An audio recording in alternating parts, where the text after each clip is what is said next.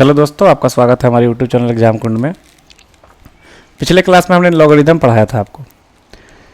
Logarithm पढ़ाने का मेरा एक ही मकसद था कि आपको इस टॉपिक तक लेकर आना, जैसे कि आपके एग्ज़ाम में अगर क्वेश्चन पूछता है कि 2 का पावर 100 में कितने अंक होंगे, कितने अंक होंगे, यानी इसका सॉल्यूशन अगर हम करेंगे तो इसमें नंबर ऑफ डिजिट क्या होगा। 2 का पावर 100 में find the number of digit, number of digit क्या होगा, ये आपका सॉल्यूशन करना था।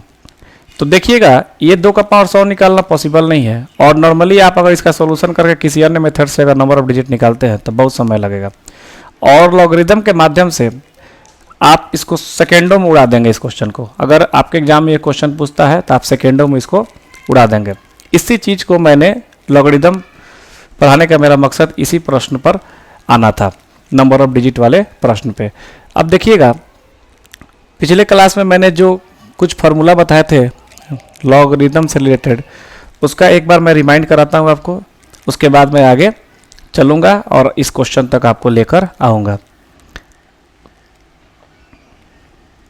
पिछले क्लास में मैंने आपको जो भी कंसेप्ट बताया था, उस कंसेप्ट का जो कंक्लूजन निकल के आया था, लॉगरिदम का कुछ बेसिक फार्मूला था। ये फार्मूला आप देखिएगा ज़रा, इस फार्मूला को आप रिमाइंड करते रहिएगा क्योंकि इसका यूजेज आएगा। लॉग ए इंटू बी रहेगा तो उसको लॉग ए प्लस लॉग बी लिख सकते हैं।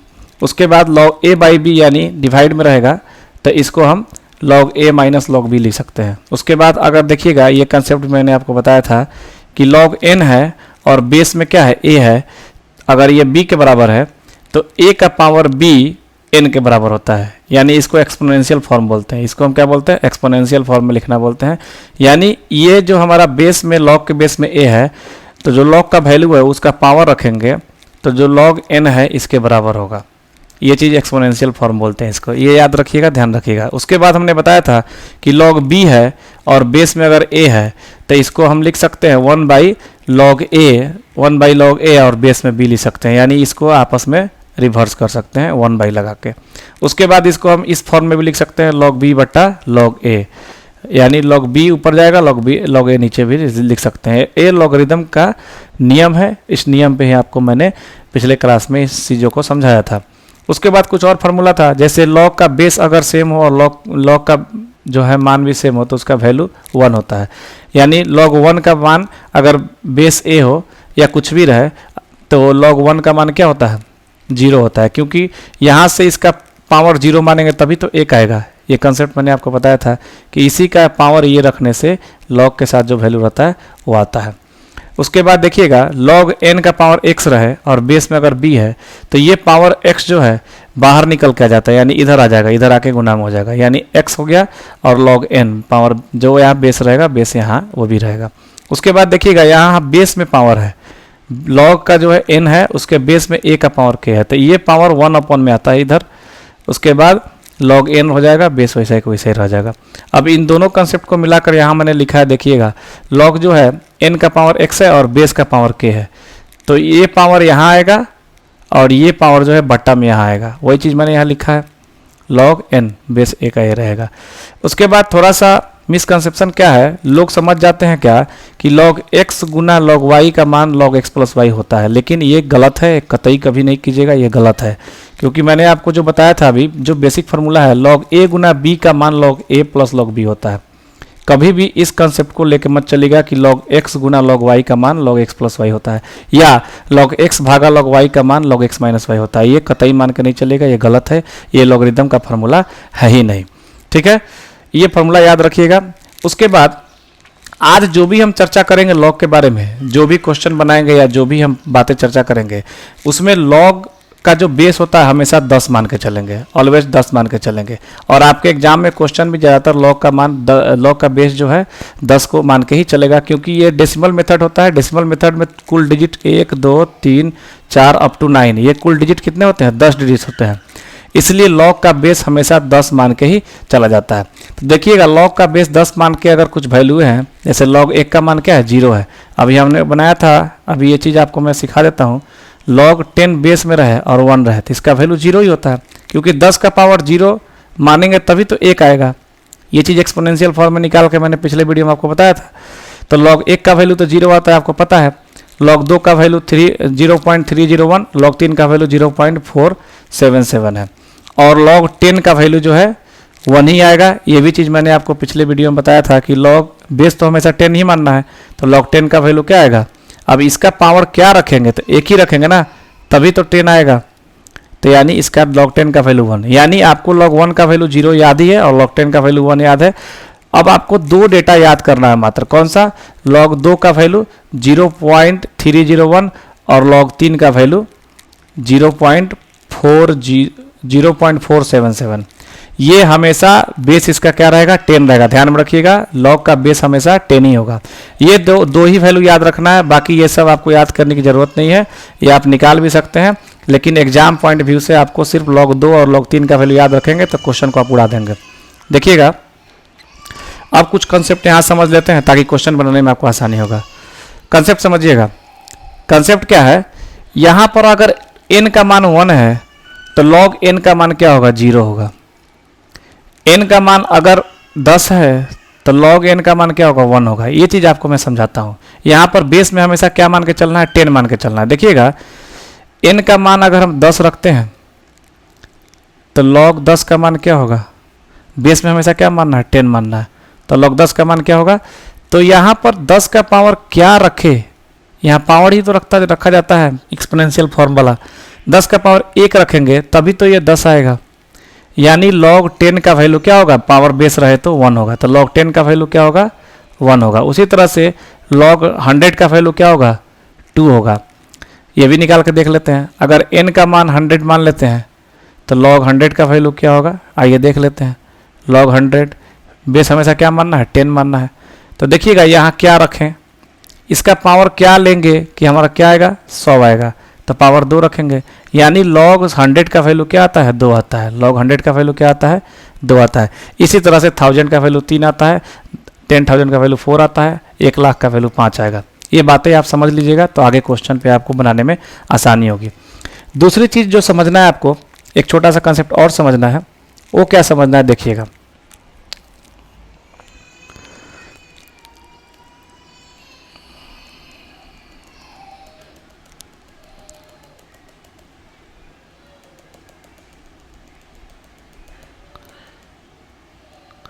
चलिए देखिए क्या समझना है।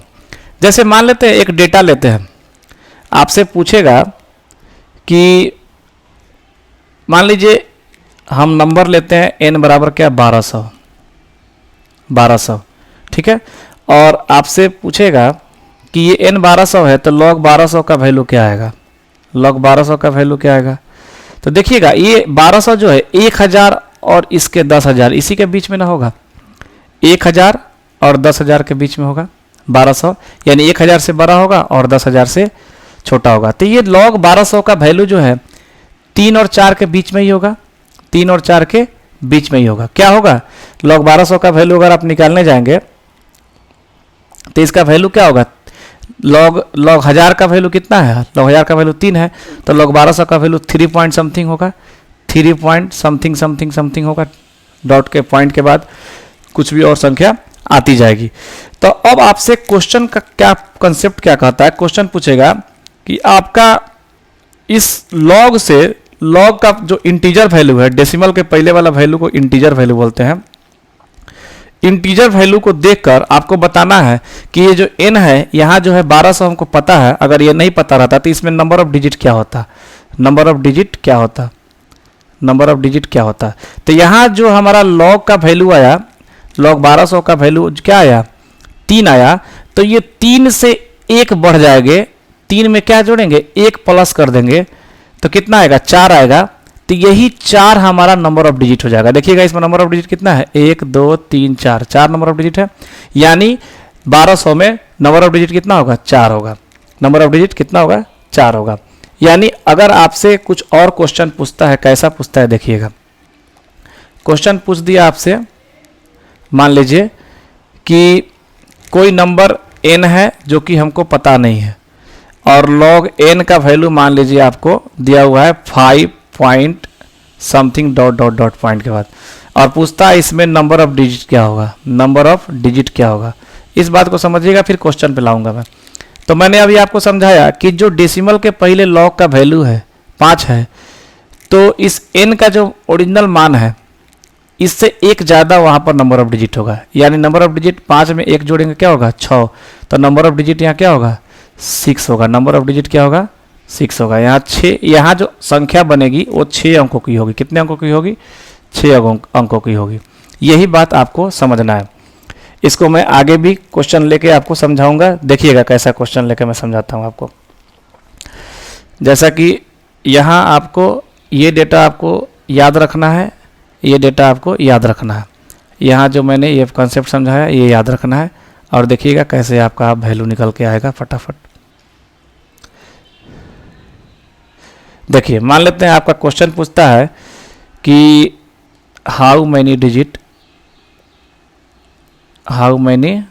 डिजिट इन 2 का पावर 10, 2 के पावर 10 में कितना डिजिट होगा।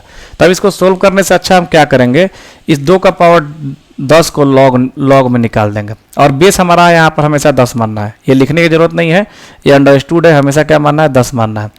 तो 2 का पावर 10 जब हम मानेंगे तो हमारा लॉग का फॉर्मूला क्या था, लॉग यहाँ पर अगर x का पावर m था तो इसको हम लिखते थे क्या m log x लिखते थे, m log x लिखते थे, इतना हम लिखते थे ना। तो इसी बेस पर हमको करना है काम, ठीक है।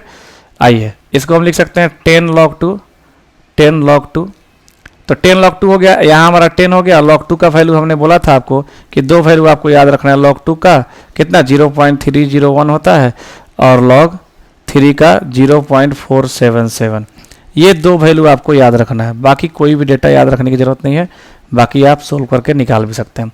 यानी यहाँ log 2 का वैल्यू क्या होगा, तो 0.301। अब इसमें 10 से गुना करेंगे तो डेसिमल शिफ्ट होकर यहाँ आ जाएगा 3 के बाद, तो 3.01 आ जाएगा। तो नंबर ऑफ डिजिट पूछता है, तो यही तो मैंने आपको समझाया था कि यहाँ जो इंटीजर मान होगा डेसिमल के पहले, इसी इंटीजर मान से एक अधिक होगा नंबर ऑफ डिजिट। तो नंबर ऑफ डिजिट क्या होगा, नंबर ऑफ डिजिट हमारा एक अधिक होगा, यानी 3 है तो यहाँ क्या होगा 4 होगा। यही हमारा आंसर हो गया। यानी 2 का पावर अगर आप 10 निकालते भी हैं, ये छोटा डेटा है तो आप निकाल भी सकते हैं, तो ये 2 का पावर 10 जो होता है कितना होता है, ये 1024 होता है, शायद 1024 होता है। एक बार निकाल के देख लीजिएगा, 2 का पावर 10 जो है 1024 होता है। 4 डिजिट इसमें है, यानी सोल्यूशन आपका आ गया। इसी तरह से अगर बड़ा डेटा देता है, मान लीजिए 2 का पावर 100 दे दे और पूछे इसमें नंबर ऑफ डिजिट कितना होगा, नंबर ऑफ डिजिट कितना होगा, तो नंबर ऑफ डिजिट निकालना है। तो क्या करेंगे, सबसे पहले हम इसको लॉग ले लेंगे, log 2 का पावर 100, ठीक है। अब इसको लॉग का बेसिक फार्मूला कहता है कि ये 100 इधर आ जाएगा, log 2 हो जाएगा। तो यानी यहाँ पर 100 से गुना कर देंगे, log 2 का वैल्यू कितना होता है 0.301। तो यहाँ पर हमारा डेसिमल शिफ्ट होकर कहाँ आ जाएगा, यहाँ डेसिमल शिफ्ट होकर यहाँ आ जाएगा, यानी हो जाएगा 30.1 या जो भी समथिंग रहेगा। तो हमको सिर्फ इंटीजर मान लेना है, यहाँ पर इंटीजर मान है, ये इंटीजर मान कितना आया 30। तो इसका जो सोल्यूशन आएगा उसमें नंबर ऑफ डिजिट कितना होगा, नंबर ऑफ डिजिट क्या होगा 30 है तो 31 हो जाएगा, एक ज़्यादा हो जाएगा, इससे एक ज़्यादा हो जाएगा। 30 है तो हमारा 31 आंसर हो जाएगा, ठीक है। इसी तरह से और भी बड़ा डेटा दे, मान लीजिए आपका कह दे 3 का पावर 1000 में नंबर ऑफ डिजिट क्या होगा, नंबर ऑफ डिजिट क्या होगा। तो आप फटाफट आसानी से निकाल सकते हैं। क्या करेंगे, log 3 का पावर 1000 कर देंगे, log 3 का पावर 1000 कर देंगे, ये 1000 इधर आ जाएगा, और यहाँ पर क्या करेंगे log 3 करेंगे, 1000 इधर गुना में हो जाएगा। log 3 का मान 0.477 आपको बताया था, उसको याद कर जाना है। log का मान कुछ हमारे पास यहाँ पर है, आप चाहे तो इसका स्क्रीनशॉट ले सकते हैं और इसको याद करने में आसानी होगी आपको। मैं आपको एक बार इस पिक्चर को दिखा दे रहा हूँ, ये आपका log का मान का स्क्रीनशॉट आप चाहे तो निकाल सकते हैं। इसको आपको यही दोनों डेटा याद करना है, ठीक है। उसके बाद हम क्वेश्चन पे आते हैं। यहाँ हमारा गुना करेंगे तो ये डेसिमल जो है शिफ्ट होकर 1000 से गुना हो रहा है, डेसिमल शिफ्ट होकर 3 अंक यहाँ शिफ्ट हो जाएगा, यानी हमारा क्या हो जाएगा 4.77। ये डेसिमल के बाद कुछ अंक आएगा। यहाँ डेसिमल के बाद वाले से हमको मतलब नहीं है, हमारा मतलब है डेसिमल के पहले वाले इंटीजर से। यहाँ पर 477 आया तो नंबर ऑफ डिजिट कितना होगा, नंबर ऑफ डिजिट हमारा क्या होगा, इससे एक अधिक होगा, तो 478 हमारा नंबर ऑफ डिजिट हो जाएगा। यानी इसका सॉल्यूशन करेंगे तो नंबर ऑफ डिजिट कितना आएगा, 478 आएगा। ये आप लॉग के मेथड पे आसानी से उड़ा सकते हैं। बाकी कोई भी किसी भी कंसेप्ट को पढ़ा है उससे पूछ कर देख लीजिए, ये क्वेश्चन 10 मिनट के लिए उसको सोचना पड़ जाएगा कि इसका सॉल्यूशन क्या होगा। लेकिन लॉग पढ़ाने का मेरा व्यू यही था ताकि इस तरह के क्वेश्चन को आप फटाफट सॉल्व कर सकें। इसी तरह से अगर आपसे और भी क्वेश्चन पूछता है, जैसे मान लीजिए पूछ दिया था, शुरू में मैंने लॉग में बताया था कि 2 का पावर 365, 2 का पावर 365, इसमें नंबर ऑफ डिजिट क्या होगा, नंबर ऑफ डिजिट क्या होगा, फटाफट निकाल लेंगे, फटाफट आप निकाल लेंगे। देखिएगा 2 का पावर 365 है तो नंबर ऑफ डिजिट आप कैसे निकालेंगे, 300 लॉग, इसको लॉग में ले लेंगे, लॉग 2 का पावर 365, 365 क्या करना है, 365 मल्टीप्लाई हो जाएगा लॉग 2 से। लॉग 2 का मान आपको याद है कितना है, 0.301। इसको मल्टीप्लाई कीजिएगा, जो वैल्यू आएगा मल्टीप्लाई कीजिएगा तो 109 पॉइंट समथिंग आएगा। यानी हमारा यहाँ 109 आया ना, तो हमारा नंबर ऑफ डिजिट 109 से एक अधिक हो जाएगा। तो नंबर ऑफ डिजिट क्या हो जाएगा, नंबर ऑफ डिजिट अंकों की संख्या जो है 110 हो जाएगा। हो गया हमारा सॉल्यूशन। यानी इसको अगर हम सोल्व करेंगे, इस डेटा को सोल्व करेंगे तो इसमें अंकों की संख्या हमारी 110 होगी। ये आप सेकेंडों में उड़ा रहे हैं क्वेश्चन की नहीं उड़ा रहे हैं। यही मेरा कंसेप्ट था आपको लॉग पढ़ाने का। अगर आप मेरे वीडियो को नहीं देखे हैं तो देखिए, और इस तरह के क्वेश्चन आपके एग्जाम में पूछे तो धराधर उसको उड़ा दीजिए। अब आइए एक बार इस डेटा को जो लॉग का वैल्यू में बताया था उसको आपको सोल्व करने का तरीका सिखा देता हूँ। अभी मैंने आपको बताया था कि लॉग 2 का मान याद करना है 0.301 और लॉग 3 का वैल्यू याद करना है 0.477। ये दो डेटा आपको याद करना है। अब बताइए आपको अगर लॉग 4 का वैल्यू पूछे तो लॉग 4 को 2 को 2 का पावर 2 लिख सकते हैं, 2 का स्क्वायर लिख सकते हैं। अब इसका सोल्यूशन करेंगे तो ये 2 हो जाएगा, 2 उड़ के इधर आएगा ना, इधर बाजू में, तो ये log 2 हो जाएगा। यानी 2 इंटू log 2 का मान कितना, 0.301। इसको गुना कर देंगे तो log 4 का वैल्यू निकल के आ गया ना। उसी तरह से देखिएगा log 5 का वैल्यू आपसे पूछता है, ये आप निकाल सकते हैं। log 4, log 5, log 6, 7 ये आपको याद करने की जरूरत नहीं है। log 5 का वैल्यू पूछता है तो log क्या कर सकते हैं, 5 को 10/2 लिख सकते हैं। अब इसी को क्या कर सकते हैं, log ये बट्टा में रहता है तो log का फॉर्मूला क्या कहता है, 10 माइनस log 2 लिख सकते हैं। तो log 10 का वैल्यू आपको पता है कि log 10 का वैल्यू 1 होता है और log 2 का वैल्यू कितना होता है, 0.301। इसको सोल्यूशन करेंगे, घटा लेंगे, log 5 का वैल्यू निकल जाएगा। इसी तरह से log 6 का वैल्यू अगर आपको निकालना है तो इसको लिख सकते हैं log 3 गुना 2 लिख सकते हैं। तो इसको हम क्या कर सकते हैं, log 3 गुना log 2 लिख सकते हैं। यहाँ पर log 3 का वैल्यू 0.477 और log 2 का वैल्यू 0.301, गुना कर लेंगे, आंसर आ जाएगा।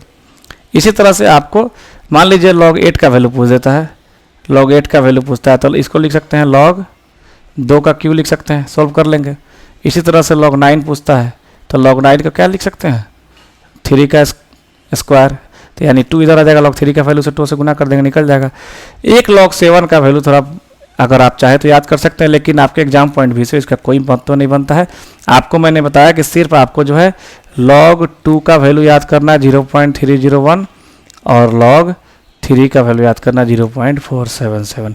ये दो डेटा याद करना है तो आप एग्जाम में क्वेश्चन यूँ उड़ा दीजिएगा। सभी तरह का नंबर ऑफ डिजिट का क्वेश्चन कुछ भी पूछे आप यूँ का यूँ उड़ा दीजिएगा। तो ये कंसेप्ट आपको समझ में आया होगा। तो आशा करता हूँ कि आपको मेरा वीडियो अच्छा लगता होगा। अगर अच्छा लगे तो लाइक, सब्सक्राइब और शेयर करना ना भूलें। तब तक के लिए धन्यवाद।